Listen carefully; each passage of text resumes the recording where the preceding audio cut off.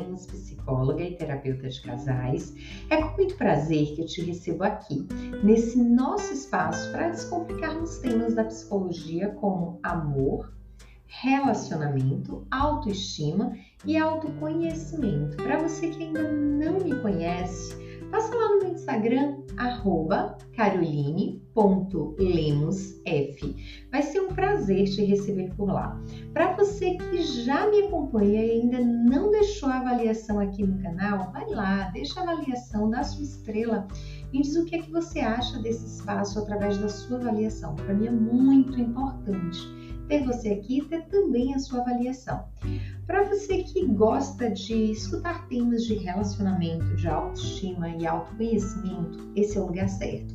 Toda sexta-feira, às 6 horas da manhã, eu tô aqui para que a gente possa conversar um pouco mais de perto sobre temas que podem transformar a sua vida e o seu relacionamento.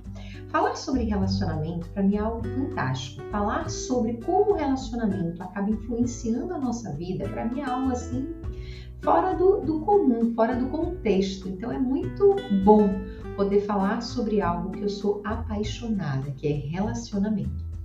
Hoje eu quero trazer um tema que eu acho assim fantástico, que é sobre as nossas repetições familiares e o quanto essas repetições acabam afetando a nossa vida, o nosso relacionamento, inclusive o nosso desenvolvimento enquanto pessoa.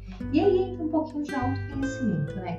Será que você realmente sabe quais são as coisas, quais são os comportamentos, quais são os pensamentos e quais são as crenças que você acaba trazendo da sua família de origem? Você sabe o quanto isso pode prejudicar o seu relacionamento? Muitas pessoas simplesmente repetem a família, repetem comportamentos da família, repetem crenças da família sem nem sequer perceber que estão repetindo isso. E quando elas repetem essas crenças, elas não conseguem ter noção do quanto elas são prejudiciais para o relacionamento. Um exemplo, qual a forma que você aprendeu a se comunicar na sua relação? Talvez a forma como você se comunique hoje no seu relacionamento foi a forma com que você viu seus pais se comunicando, ou até pessoas próximas. E o interessante é que a forma de comunicação que nós temos referência é uma forma de comunicação que é agressiva, é uma forma de comunicação sem empatia na escuta com o outro, é uma forma de comunicação que você não consegue prestar atenção no que o outro está falando. Você simplesmente se comunica, você escuta com o intuito de se proteger, de se defender daquilo que o outro traz. Então a sua escuta não é para compreender o que o outro quer expressar, a sua escuta é para se defender do que o outro está dizendo. Ele está me acusando de alguma coisa, logo eu preciso me defender. E geralmente quando você vai falar com o outro, você acaba falando sempre você faz, você nunca, você sempre vem voltado com uma frase de acusação e de julgamento. E o que mais interessante é que essas repetições elas acontecem de forma inconsciente, porque você não sabe o que você está fazendo, você simplesmente faz, porque você aprendeu que aquela seria a forma correta de fazer. A comunicação, ela é muito isso, você aprende através do exemplo. Então, o exemplo que você tem de comunicação é o exemplo que você vai viver dentro do seu relacionamento. Então, qual é o tipo de comunicação que você tem dentro do seu relacionamento? É um tipo de comunicação saudável? É uma comunicação com acolhimento? É uma comunicação com defesa, com proteção? Qual é a comunicação que você acaba fazendo diariamente dentro da sua relação? E quando nós não conseguimos observar os detalhes, a comunicação ela acaba se perdendo. Por quê? Nós temos a bagagem social sobre uma comunicação que é violenta, nós temos a bagagem da nossa vida, da nossa família, e nós aprendemos a nos comunicar de uma forma que não é nada empática dentro do casamento. Agora imagina aí, duas pessoas diferentes vivendo em uma relação com o mesmo propósito, manter um casamento vivo. Só que essas duas pessoas, elas aprenderam a se comunicar de forma agressiva. Elas aprenderam a se comunicar de forma violenta. E essa comunicação violenta, ela não leva à solução do problema. Por quê? Aconteceu um problema. Ao invés deles dois focarem na resolução do problema, eles começam a ocupar um ao outro. Não sei se isso já aconteceu na sua relação. O problema está ali. Mas quando vocês tentam buscar uma solução, acaba sendo a solução que um vai culpando o outro, um vai responsabilizando o outro, e nenhum dos dois consegue assumir realmente a rédea da situação para dizer, não, vamos seguir esse caminho, vamos resolver dessa forma.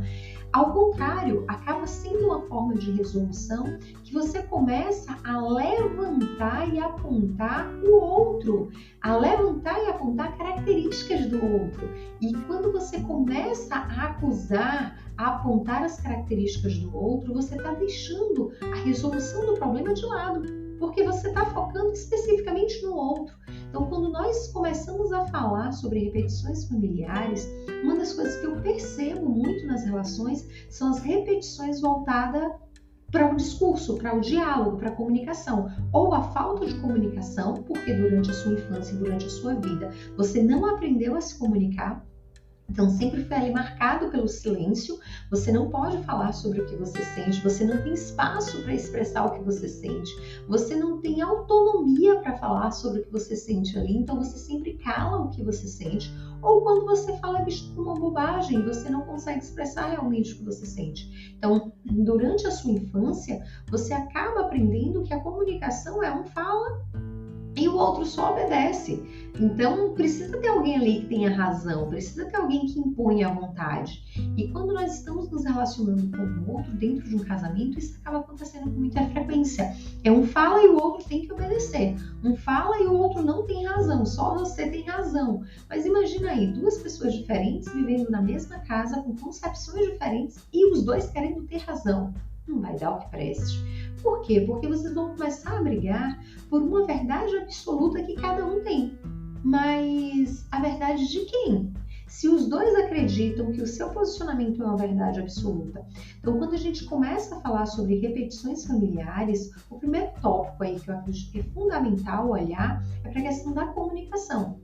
No próximo episódio, eu vou falar sobre as feridas emocionais, o quanto isso acaba prejudicando. Mas hoje eu quero voltar especificamente para a comunicação, porque a partir do momento que eu não compreendo a forma como eu me comunico, eu preciso voltar e rever qual é essa forma. É interessante que quando eu falo sobre essa questão da comunicação, eu tenho um jeito de falar que meu esposo sempre diz assim, parece que você está brigando, porque eu falo muito acelerada. E aí um tempo que eu fiquei na casa de minha mãe, sempre que meu esposo viajava, eu acabava ficando lá. E um momento que nós estivemos delicado, eu também fiquei lá por um tempo, que é quando eu pensei, não quero mais esse casamento, vou sair de casa, vou me divorciar, mas tudo mudou depois de um tempo. E nesse período que eu fiquei lá, foi uma experiência muito positiva, porque eu comecei a observar a forma como minha mãe se comunica. E é interessante que a forma como minha mãe se comunica, a gente está conversando de boa, mas parece que está brigando. E na realidade é o jeito dela de ser, só que eu entendi que isso dentro de uma relação não é saudável, porque a partir do momento que eu converso com energia maior na minha forma, na minha entonação, na minha forma de falar, no meu jeito de expressar ali, eu posso estar atiçando um conflito que é desnecessário. Então eu comecei a olhar a minha forma de comunicação dentro da relação. Quais eram as expressões? Eu falo muito com as mãos, então quais eram as expressões que eu tinha no momento de uma discussão, exemplo, que eu poderia escolher sair de um conflito para uma briga. Então eu comecei a observar isso. Quando você começa a observar o seu pai, a sua mãe, a pessoa que cuidou de você, você começa a perceber características que são suas que está sendo refletida ali. Então, eles refletem as características dele na sua vida.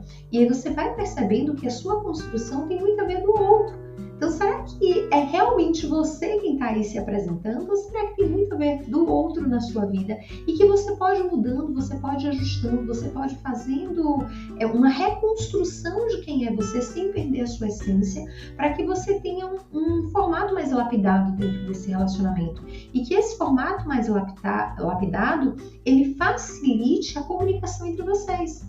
Porque o grande problema do casal é justamente a comunicação. Nós conversamos com o outro através do ego e do orgulho, e o ego e o orgulho não levam para lugar nenhum. Então, rever essa comunicação, reajustar essa comunicação é fundamental para que você tenha uma comunicação mais assertiva dentro do relacionamento. E parar de culpar o outro também é um ponto importante, porque se você observar, em algum momento dentro da sua vida, você aprendeu que o outro é o responsável por tudo que acontece dentro da situação ali. Então, sempre o culpado vai ser o outro. Só que tem um ponto que é interessante. Quando nós culpamos os nossos pais por tudo que aconteceu na nossa vida, nós tiramos a nossa responsabilidade de transformar a nossa vida. Nós entregamos na mão do outro a responsabilidade das mudanças que é a nossa obrigação fazer. Ah, Carol, mas foram os meus pais que me feriram na infância. Beleza, já aconteceu. Então, você pode corrigir essas feridas emocionais a partir do momento que você se posiciona dessa forma. Mas se você não se posiciona assim, vai ser muito complicado o processo de transformação. Tá acontecendo uma discussão ali, não, mas quem começou foi ela é responsável, ele é o responsável por essa briga. Mas se saiu de um conflito para uma briga, é porque você também tem responsabilidade. Qual é a sua responsabilidade na forma de comunicar, na forma de se expressar, na forma de ser diplomata ali para diminuir aquele conflito? Qual é a sua responsabilidade? Ou será que você pega ainda mais gasolina e joga-se na fogueira para que ela pegue ainda mais fogo? Você é da pessoa que apaga o fogo para que aquele conflito ele não evolua para uma briga? Ou você é a pessoa que joga mais gasolina? Então você precisa começar a se questionar sobre isso. Porque é muito fácil responsabilizar o outro pela comunicação, responsabilizar o outro pelas brigas da relação. O difícil é assumir a sua responsabilidade diante do que realmente acontece na relação. Quando o casal ele começa a compreender que é responsabilidade dos dois tudo que acontece ali, a relação começa a fluir. Eu costumo comparar o casamento a um jogo de frescobol. E aí nós temos a diferença do jogo de frescobol para o jogo de tênis. O jogo de tênis, e eu faço essa comparação com muita frequência, o jogo de tênis é um casal brigando. O frescobol é um casal tentando construir a relação saudável. No jogo de tênis, nós temos duas pessoas, uma bola, duas raquetes. O objetivo é apontar o erro do outro, fazer com que o outro erre para que você ganhe. Quando um casal está em conflitos, ele não vê a questão do ajuste, ele vê que o outro erra, que ele precisa levantar o erro do outro e ele ganha o conflito. Então ele começa a atacar os pontos fracos do outro, para que o outro perceba o quanto ele é errado, o quanto ele é inferior, o quanto ele está vulnerável, o quanto ele não consegue ganhar aquela batalha. Isso é o casamento em crise que eu comparo aí com o tênis. O casamento que está tentando reconstruir e que tem tudo para dar certo é o frescobol. Tá os dois ali jogando, sabe quando você está jogando frescobol na praia e aí você joga a bola vem toda torta, aí o outro vai, se joga no chão, pega aquela bola, coloca para cima e você vai também, e aí vai sendo um esforço dos dois lados para que essa relação se reconstrua. Então, quando a gente pensa no tênis e no frescobol, um casal que ele está em conflitos, ele deveria sair do tênis para o frescobol, para que os dois lutassem juntos para conseguir reconstruir o casamento. Mas o que acontece é que muitas vezes eles querem permanecer no tênis. Por quê? Porque vem o ego, vem o orgulho, vem a vontade de vencer o conflito, vem a vontade de ter razão e não ser feliz. Quando o casal ele escolhe ter razão, ele está deixando a felicidade de lado, ele está abandonando um comprometimento que ele fez com ele lá atrás, o de amar, o de cuidar, o de zelar pelo outro. Então, quando você escolhe jogar frescobol na sua relação, vocês entendem que juntos vocês vão construir um império aí com bases muito fortalecidas. E vocês vão parar de acusar um ao outro, porque vocês vão chamar a responsabilidade para vocês. Sabe aquele joguinho? Ela fica até mais tarde no celular, ela isso, ela aquilo. Eu sei que minha esposa ou meu esposo tem dificuldade com a questão do celular. Mas aí eu espero ele errar ou ela errar para dizer, tá vendo que você iria errar? Eu não posso tentar inibir aquele erro. Um exemplo, eu tô vendo que minha esposa ou meu esposo tá passando do horário de trabalho, a gente teve um combinado. Eu chego para ele e digo assim, amor, cá, fica aqui um pouquinho comigo. Vamos parar aqui? Vamos construir aqui algo mais gostoso?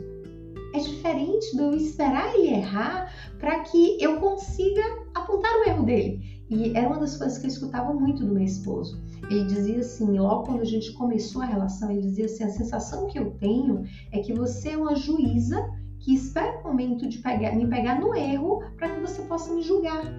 E a relação, quando tem esse peso, ela é negativa e eu não conseguia perceber isso. Por eu desejar que as coisas fossem corretas, eu não percebia que eu esperava ele errar para apontar o erro dele.